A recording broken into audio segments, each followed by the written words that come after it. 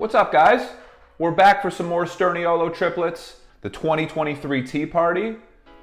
No idea what that means. Is it a political thing? Probably not. Are they drinking tea here? Probably not. Are they spilling some sort of gossip? If I had to guess, probably. And guys, for whatever reason, if you're new here, my name is Max, and on this channel, what I do is I talk about different people's communication skills, which is what I've been doing with the Sturniolo triplets. Hope you enjoy the content. If you do, please drop a comment and let me know what else you'd like to see. All right, let's get right into this. Who's this idiot? You got me dancing in the rain. They got a new intro. The boys got a new intro. That looks sick. See my shirt? Yeah, I did. It's cream. And so are my shorts. It's cream. Don't say that. Dude, I'm the cream machine tonight. I got cream on cream. Okay. Cream on cream on cream. That's good. What color are the shoes? Cream. Cream. Nice. Oh shit, they're actually cream. Cream on cream on cream. Man, I feel like Nick's charming the two of these guys a lot more lately. In the last couple of videos that I've seen, the last recent videos I've seen, he's thriving, man. I don't want to make any sort of comparisons on who's doing better or whatnot. I just think Nick's really thriving right now. I think Nick's the man. He's kind of like always been the established leader from like an organizational perspective, it feels like, in this dynamic. But now I feel like he might even be the leader from a dominance standpoint. The guys might listen to him the most. I think they might defer to him the most. I think he actually might be the most confident out of the three, like truly confident. He's him. Is that what they say? Is that what you guys say these days? He's him. Now, why would you do that, you fucking buffoon? Oh, I like that word. Yeah, that's such a good one. It sounds like buffoon. This one, it kind of looks like Australia. Find the Australia map real quick, Nick. Wow. Oh my god. More like this way. Show the camera. Other way. Yeah, show the camera. Yeah, the boys have been getting along a lot better recently, I think. Again, really good energy in this video too. You know, I think the boys have gotten to a point where they still rip on each other. They're still like mean to each other, but there's much more of a balance with kindness and laughing and bonding. Like there's much more kind of mature bonding now. A lot of the bonding before was a lot of like shit talking, and I'm sure that still exists. It seems like it does to an extent, but I feel like the bond, it seems like it's slowly shifting toward just a little bit more laughing together, a little bit more like vibing on not such a confrontational level. Oh shit, they're actually cream. Cream on cream on cream. I think that allows Matt to thrive a little bit more. Like I said in the past, I don't think he does well in these more contentious environments. Yeah, the boys just seem to be in a good place as friends and brothers, and it's just fun to watch, you know? It's fun to watch.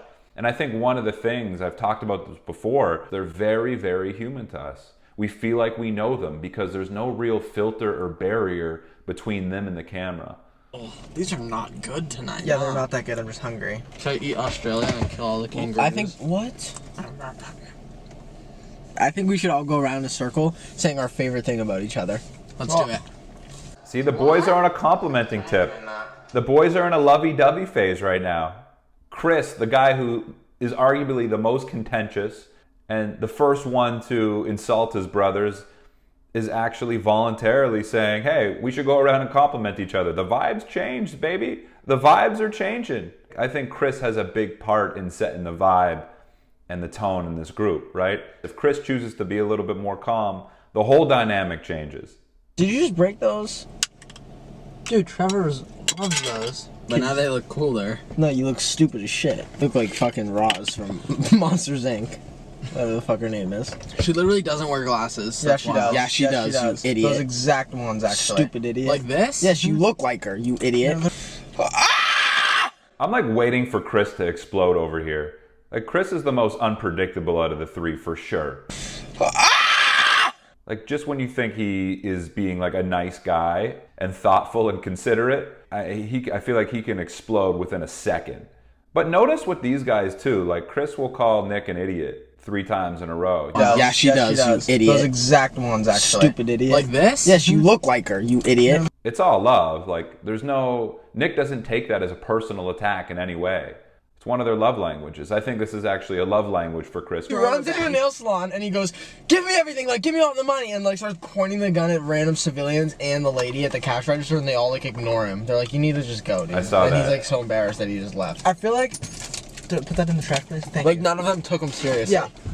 I feel like if I were down bad and needed to go rob someplace, No. Yeah, and when Chris was telling Matt that story, like he like really gave Matt his full attention when he told him that story, you know? Like looked at him, he wanted him to hear that story about the guy robbing the nail salon or trying to rob the nail salon. Like he was really paying attention to him there. He really wanted him to know. Chris like really wants to share with Matt. I think with Matt toward Chris, Matt's more about like trying to connect with him and kind of look at him when something funny happens. Like he wants those moments of connection and bonding. And for Chris, like Chris is excited to share with Matt. They both want to bond just in different ways. I think maybe Chris knows that he can get away with a little bit more shit talking to Nick. Nick can handle it a little bit more, I think. And then Matt enjoys when Chris is nice to him. Who doesn't like when someone's nice to them? But Matt really enjoys it. And then as a result, you heard Matt say, "Hey, can you put the McNuggets over there for me?" And then he made sure to say thank you, please. Put that in the track, please. Thank Like you. none of them. I think it's more he doesn't want to be rude to Chris. He wants to sort of establish this environment of being respectful and nice. And by saying please and thank you, you know, that's his way of, I think, maybe subtly trying to encourage Chris to be nice back. Maybe. If they make a live, ow, ow, ow, whoa! One thing, Chris, my nose is bleeding. Oh, now. good. I hope it does. Bleed, bleed, bleed. See how, ow! Chris, I'm gonna fucking spill this now. Ow! Pull your pants up. Pull your pants up.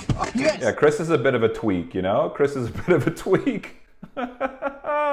Like, Chris is the type of guy that he'll snap. Like I said before, he'll kind of just like snap within a second. He'll lose his shit.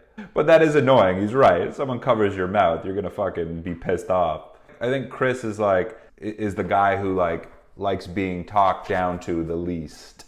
Like the other guys can kind of brush it off. Like I feel like Nick and Matt are like, whatever. If you talk down or do something kind of like demeaning to Chris, he's probably the most likely to snap on your ass. Or like, I should say he's like the first to retaliate. Is it the drink? Oh my sure. God, Chris. Everywhere, Matt. I'm soaked. Are you for? I'm literally It's soaked. all down his arm. That sucks. It's funny because there's Skittles all over that seat and then snap. No! You're so strange. See, like Matt didn't really react when Chris did that. Obviously, Chris was joking, but Matt didn't react. Seat and then snap. No! I don't think Matt's as easily triggered, but it's not only that. I think Matt's not looking for a fight, man. Matt's not looking for a fight. That's what it is. Matt's peace and love, baby. Matt's peace and love.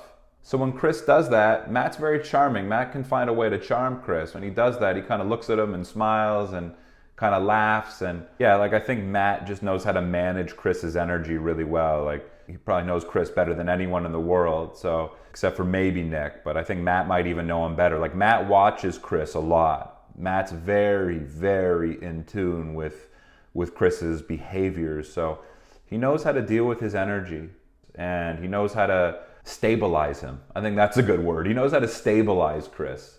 I think Matt's a very grounding force for Chris. Ooh. And how about that? Ooh. And now what would you do? Now that you're equally as shocked as I am. We have like not even started the intro of this video. Ooh, those are fighting words. Uh-oh. You guys have both dumped your fucking drink on each other. Well, I'm just curious how shocked you are now. Chris is getting into fucking evil mode right now. You are now since you just did that to me. This is Chris's villain backstory. Boys, we're on the same page here. We're on the same page here. Oh God. You knew that was coming. We're gonna get demonetized. I don't care. I love how that's the first sentence that comes out of Nick's mouth. We're gonna get demonetized. Like, Nick's thinking business. Look at this kid fucking soaked my panties. Panties. That's crazy. Panties is wild. Like, you guys are stupid. Like, was that fun? I'm mad at Was it fun? Numbers 1 to 10. How worth it was it? Was it worth it, Chris? Feeling like I won. Chris is pissed off, I think, because he feels probably like he didn't mean to spill Nick's drink. It was more on accident as opposed to Nick, who did it completely on purpose. There's no like questioning what Nick's intentions were there.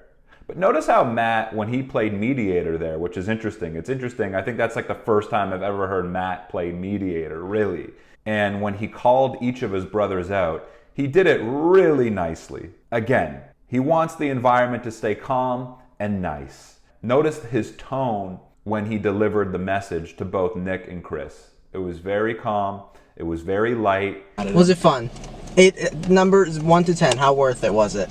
Guys, this is something to think about in our own communication skills. Tone and body language, they make up 93% of our communication. It's how we say things.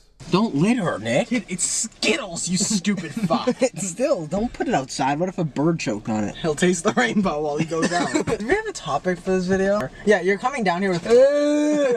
Okay, you're coming. Oh my god! Yeah, good. You're coming down here with Clorox wipes, and you're gonna wipe the entire car. I hope you know that. See, even when Matt hits Chris, he's smiling, you know? Even when he hits him, he's smiling. When Matt delivers his insults, and this is definitely a direct contradiction, someone can pull up a clip from when I first started watching Matt. Matt's an instigator, man. It's a direct contradiction to that statement. He really does deliver his insults in the lightest way. Feeling like I'm the king. Okay. You think you're the king? You think you're the king? Like, he said it with a smile on his face. He said it lightly. He said it in a way that is not going to provoke any sort of conflict or aggression. But I think as a result, I think his way of getting through to the guys can be the most successful. Oftentimes, if you want people to hear your point, you need to deliver it in a way that they're willing to listen to, that they're willing to receive and accept. And if it's too harsh, then people are going to have their guards up. So I can see Matt, delivering feedback in a way that might be a little bit easier to absorb and accept. Or hey, be quiet, or even shut the fuck up is fine and acceptable to me.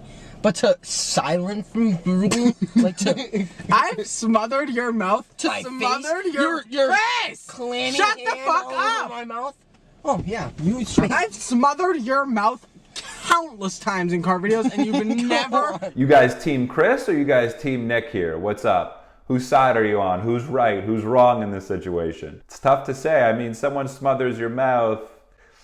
Yeah, I mean, you're asking, you initiate with the physical contact, you're kind of asking for it back. So Chris has the upper hand here. He has the argument here. I think Nick kind of likes getting under Chris's skin. You can tell he's like a little kid over here, Nick is. He likes getting under Chris's skin. He likes seeing Chris kind of riled up, right? Because Nick can handle the blowback. Nick can handle the loud, screaming, harsh, insulting version of Chris. And maybe that's part of their dynamic. That's how they really get to bond with each other. That's how they get each other to show each other like the ultimate amount of attention. Maybe there's something subconscious there. It's almost like you're provoking someone sometimes because you just want them to show some emotion. For the good or the bad, that emotion's directed toward you, that attention is on you. So maybe they like attention from each other in some way. They have the feistiest dynamic out of all three of them. Chris and Nick do. I spill a little on you. Oh no. Not that big of a deal. And you fucking karate chop it into the fucking oblivion and get the entire back seat soaking wet. I'm eating them. Get off me. Now that's not even funny. That's not even funny. You have initiated every big spill. I wonder if there's a part of Nick that thinks this is just going to be good content, so I'm going to continue to do this. Maybe he did it because he knew in the back of his head, little fucking evil mastermind over here, Nick, starting shit, spilling drinks, because he knows that's going to get Chris riled up, and Chris riled up means views, baby. He does. He knows that. Nick, you know what's going on here. As much as you like pissing off your poor brother over here, you definitely know this is good content. Physically touch me. I say, cry themselves to sleep. Me. I always get sad at night. Me too. Take a freezing cold shower. Me. Me too. Because I get too itchy when it's hot, so I turn it Chris, on there cold. you go. Did Chris also say he gets sad at night? Like he's most likely to cry himself to sleep at night? Cry themselves to sleep. Me. I always get sad at night. Chris is like, he's a little dark, huh? I'm seeing a little bit of a dark side from Chris here. But he's not like shy about it. Like Chris is like openly dark. You know, there's a part of him that's somewhat vulnerable, I would say. Somewhat vulnerable. The funniest thing is seeing Chris gearing up to spaz. Like when Nick spilled that on him and like Chris just got in his head and was like kind of like building himself up to freak out, I was like, man. Who's most likely to forget a person's name? Me. Chris. Chris actually calls the most amount of people the wrong name ever, and he's just rolled with it, where like I can tell you at least 3 people that have fake names that every single person we're friends with also knows their fake name, because how often Chris uses the wrong name. Correct. Chris, I think he's kind of more tripped up because he's got things going on in his head constantly firing. So I think it might be just naturally a little bit more difficult for him to focus on the outside a little bit more. Hence the name memory thing. I would not be doing my job. I would be doing a disservice to you if I said that remembering names isn't important. It's very important. So imagine meeting someone at a party. You meet them really briefly, you introduce yourself. How are you? You enjoying yourself? Yeah, good. 2 months later, you run into them and they say, hey, Mark, or whatever your name, Jennifer. It was nice running into you a couple months ago. It was good to meet you at the party. You're gonna be like, whoa, that person remembered my name. We spoke for like 15 seconds, but it's gonna make you feel a certain way. It's gonna make you feel appreciated. Oh, I made enough of an impact for that person to remember my name.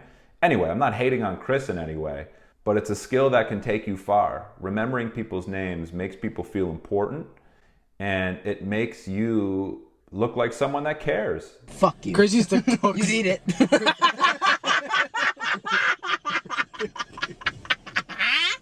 Chris is unhinged. I'm here for it, baby. I'm here for it. I mean, that's what you got to appreciate about Chris. There's no filter with Chris. None. He's unhinged, and he's okay with people seeing this side of him.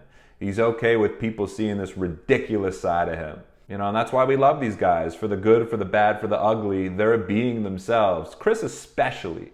Chris comes across at first, I think, as like the cool guy. But I think the more you see him, you realize he's like the weird guy.